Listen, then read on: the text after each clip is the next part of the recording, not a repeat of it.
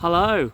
So it's the month of June. Today is June the 1st, and as we've been saying in church and advertising, we're going to give over the month of June to another month of digging into God together in prayer.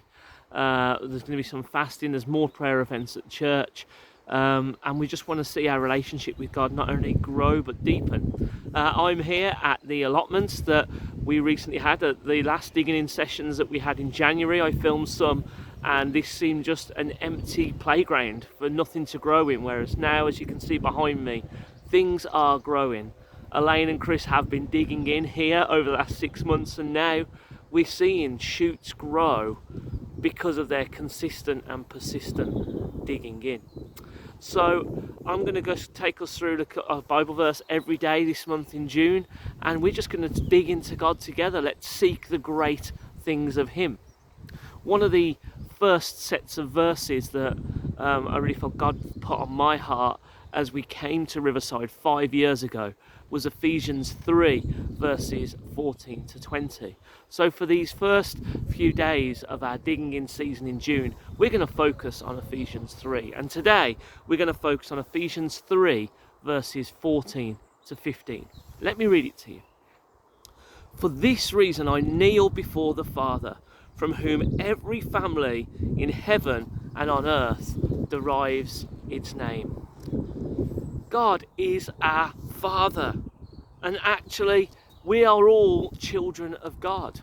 And interestingly, Paul uses the language here of kneeling before the Father, submitting before the Father, acknowledging His greatness. As we start this digging in season together, as opposed to coming before God and digging in saying, God, I want this, God, I want that, God, I want this, God, do this, God, do that. How about we spend our first day of digging in submission?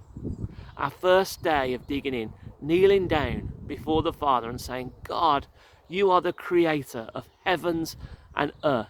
The heaven and the earth, the stars, the sun, the sky, the grass, the world around me, all the people around me. You made it, and God, I submit to you and I kneel before you. So before we start bringing all of our stuff to God, why don't you make time today to kneel before the Father, of whom we are all children, and just acknowledge He's greater than anything in this world. He is worthy of our praise, and He is worthy of our glory and attention. He is worthy. Maybe spend some time today, start your day in just giving thanks to God for Him simply being God. Kneel before the Father and acknowledge His greatness.